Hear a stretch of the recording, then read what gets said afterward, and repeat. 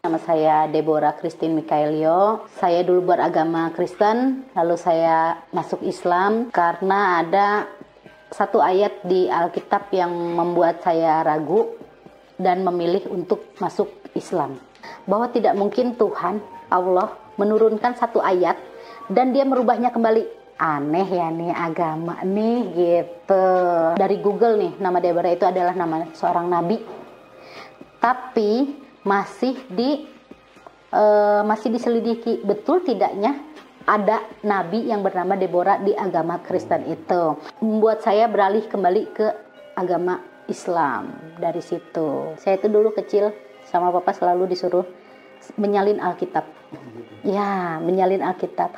Makanya pas saya kembali lagi masuk ke agama Kristen, saya balik lagi dong, balik baca kan. Itu tiap hari kerjaannya.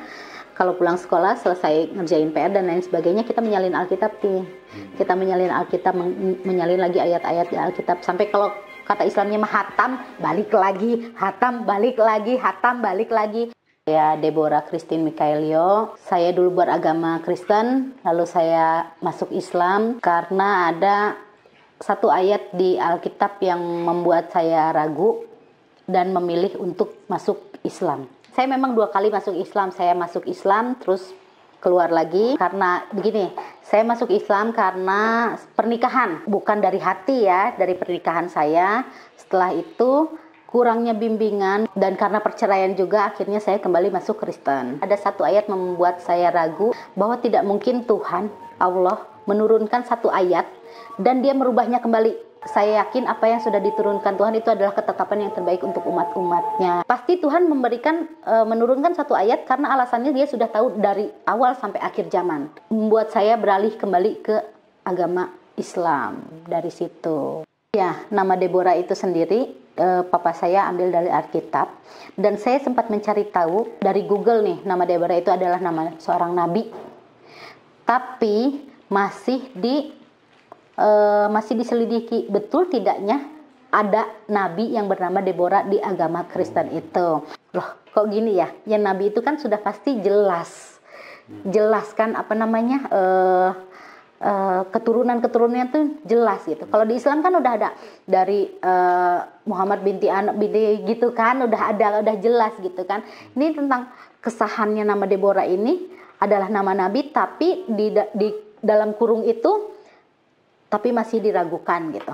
Toh ada ya nabi yang masih diragukan di agama Kristen gitu ginian.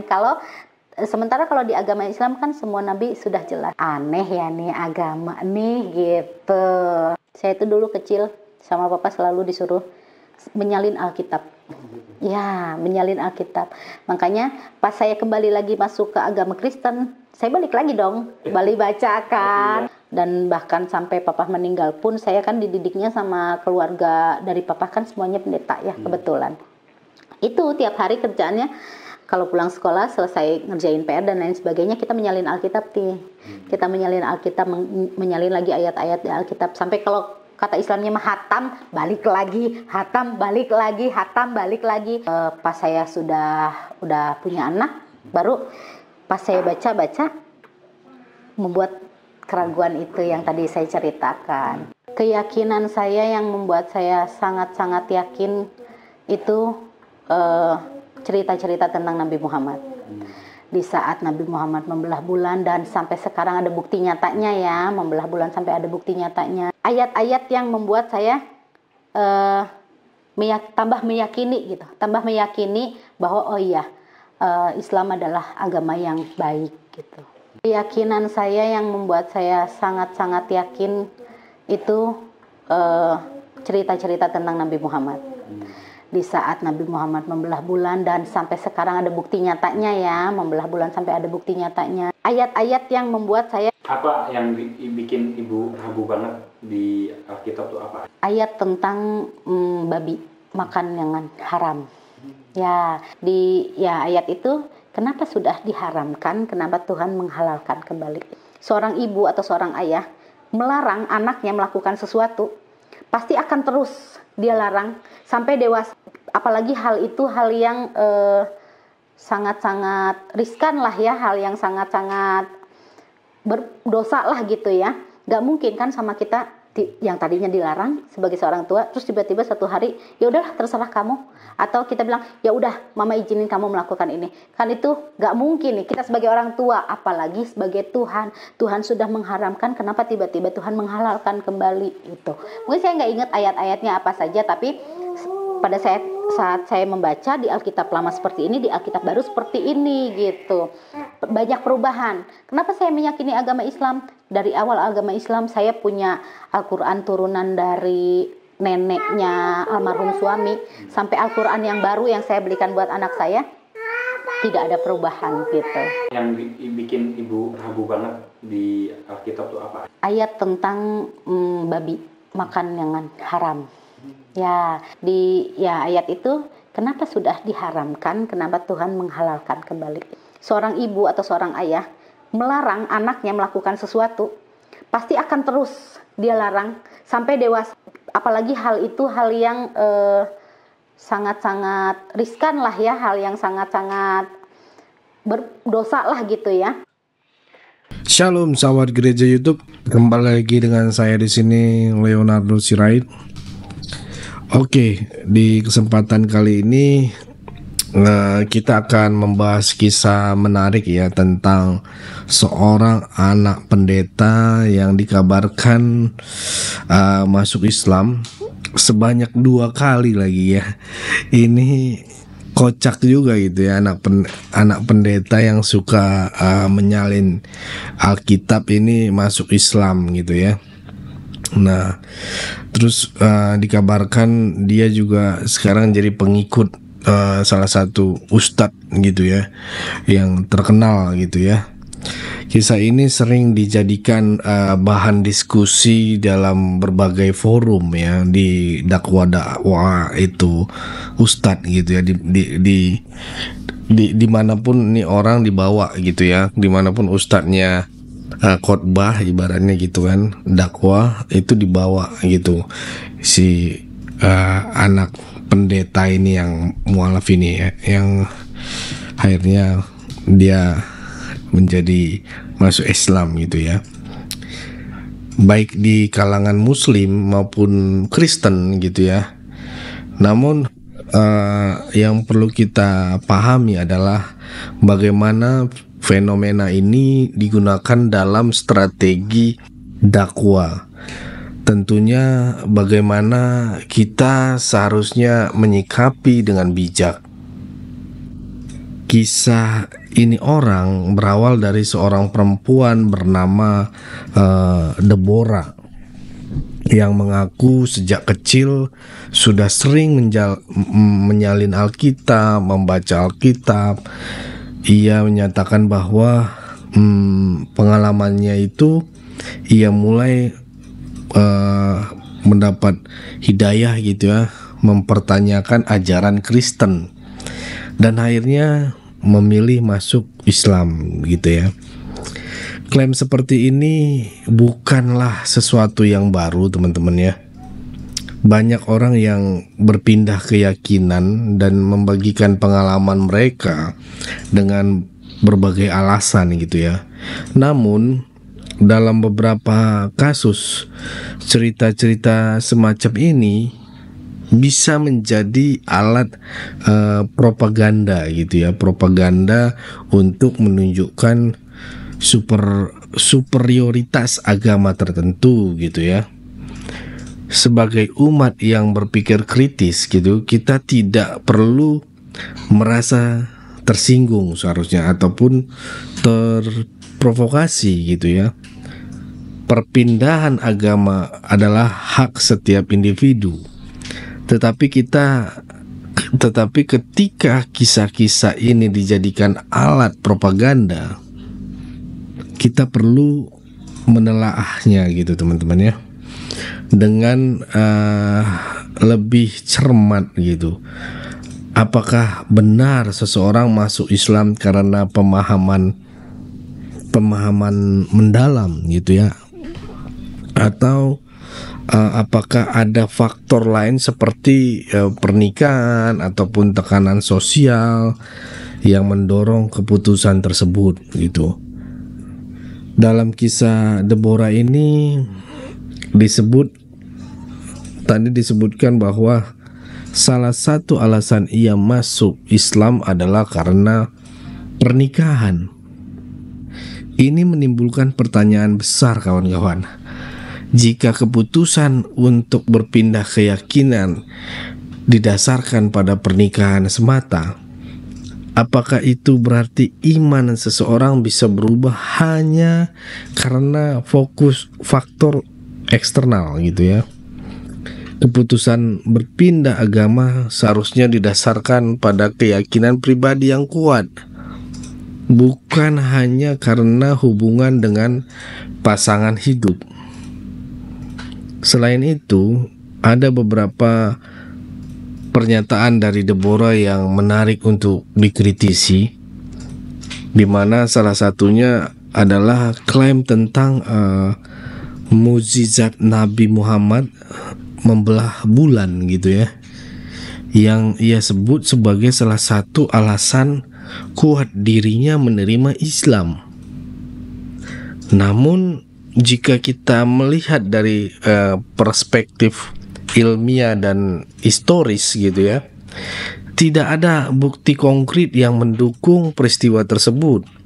Sebagai umat beragama, kita tentu bisa mempercayai mukjizat berdasarkan keyakinan kita masing-masing.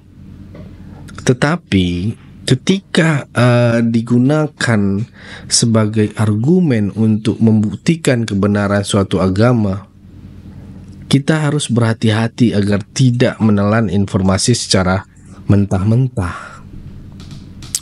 Kemudian Deborah juga mempertanyakan hukum tentang larangan makan babi dalam Kristen yang berubah dari perjanjian lama ke perjanjian baru. Ini adalah argumen yang sering digunakan untuk membandingkan aturan dalam Islam dan Kristen gitu ya. Namun yang perlu saudara-saudara gereja YouTube pahami adalah bahwa dalam kekristenan, aturan seperti ini bukan inti dari ajaran Yesus. Ya, kekristenan lebih menekankan hubungan pribadi dengan Tuhan dan pertobatan, bukan sekedar aturan boleh atau tidak boleh gitu ya. Fenomena orang yang mengaku sebagai mantan pemeluk suatu agama dan kemudian berpindah memang sering dijadikan alat propaganda gitu ya. Kita bisa melihat contoh serupa di berbagai platform gitu ya. Ada yang mengaku sebagai mantan ulama, mantan pendeta ya, atau mantan biarawati gitu ya, yang kemudian memilih agama lain, dalam artian agama lain masuk Islam gitu ya. Dalam kasus seperti ini kita harus bertanya gitu ya, apakah kisah ini benar-benar jujur ataukah ada motif lain di baliknya gitu ya. Karena kita lihat seperti Yahya Waloni ya, bagaimana dulu dia masuk Kristen, dia pengen penginjilan tidak bisa, dia pengen jadi pendeta tidak bisa, tapi ketika dia mualaf, dia diberikan panggung, dia diberikan jadwal schedule yang banyak gitu ya, jadwal dakwah ya gitu. Itu ya teman-teman. Jadi semakin banyak pemasukan gitu ya, semakin dia bisa menjual omongan menjelek-jelekkan kekristenan, semakin dia ditambahkan jadwalnya gitu ya untuk berdakwah gitu. Kalau dia dibilang ilmunya nggak ada gitu, tapi untuk menghina kekristenan dia laris manis gitu ya. Itulah yang mereka incar gitu ya, dan bisa cepat naik daun gitu ya. Nah, Yang terpenting adalah bagaimana kita menyikapi hal seperti ini. Ya, tidak perlu marah gitu, tidak perlu terprovokasi. Ya, cukup gunakan akal sehat. Seperti dibilang Bang Ade Armando, cukup ya. Itu lakukan riset ya, dan lihat apakah ada kejanggalan dalam narasi yang disampaikan. Ya, sebagai umat beragama, kita harus tetap berpegang pada iman kita masing-masing tanpa harus menjatuhkan keyakinan orang lain. Ya. Itu teman-teman ya, karena ini udah hampir 10 menit. Nanti teman-teman nggak nonton sampai habis juga nggak asik gitu ya. Saya mau ngasih kesimpulannya teman-teman. Kisah Deborah ini adalah salah satu dari sekian banyak kisah perpindahan agama yang sering digunakan sebagai alat dakwah oleh ya mereka-mereka ini, gini, oknum-oknum ini. Namun kita tidak boleh langsung percaya begitu saja tanpa mempertimbangkan berbagai faktor lain yang mungkin berpengaruh gitu ya. Yang terpenting adalah kita tetap berpegang pada keyakinan kita ya. Kita dengan pemahaman yang benar, bukan sekedar mengikuti tren ataupun terpengaruh oleh cerita yang belum tentu memiliki dasar yang kuat. Bagaimana menurut saudara-saudara tentang video yang kita bahas ini? Apakah kisah seperti ini benar-benar mencerminkan pencarian spiritual yang mendalam, atau lebih kepada propaganda yang dimainkan oleh pihak tertentu? Silakan bagikan pendapat kalian di kolom komentar ya. Jangan lupa untuk membagikan video ini agar lebih banyak lagi yang bisa ikut berdiskusi dan bertukar pandangan ya. Karena ini seru teman-teman.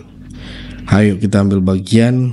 Kalaupun tidak mau meninggalkan jejak komentar, teman-teman bisa mengatakan, menuliskan di kolom komentar itu, Tuhan Yesus baik, Tuhan Yesus dahsyat, Tuhan Yesus luar biasa, agar ini menjadi doa dan semangat baru untuk kita sebagai Kristen YouTuber, ataupun untuk menyuarakan, mengandangkan, memberi arahan-arahan untuk tetap teguh kepada Tuhan Yesus. Itu ya teman-teman yang bisa saya sampaikan. Terima kasih telah menyaksikan. Sampai jumpa di video berikutnya. Tuhan Yesus memberkati kita semua. God bless. Shalom, saudara-saudara seiman. Mari bergabung dalam perjalanan rohani ke tanah Israel bersama Gereja YouTube. 13 hari perjalanan penuh makna. Kita akan mengunjungi Mesir, Israel, Yordania, Petra, dan mengakhiri perjalanan di Dubai dengan 1 malam istimewa. Tanggal 6 Maret sampai 18 Maret 2025. Harga hanya $2.850 Amerika, all in price. Alami mujizat dan pengalaman bersama dengan Tuhan di tanah perjanjian. Perjalanan ini akan dipimpin oleh pembimbing rohani yang luar biasa, Pastor Chairul Anwar dan Leonardo Sirait. Bagi Anda yang merindukan pengalaman rohani ini, segera daftarkan diri Anda.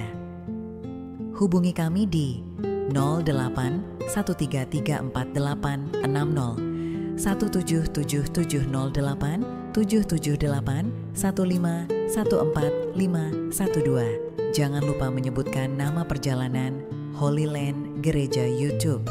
Kapasitas terbatas, hanya tersedia untuk 25 orang. Yuk, bersama-sama kita belajar sejarah kekristenan langsung dari tanah yang penuh makna ini.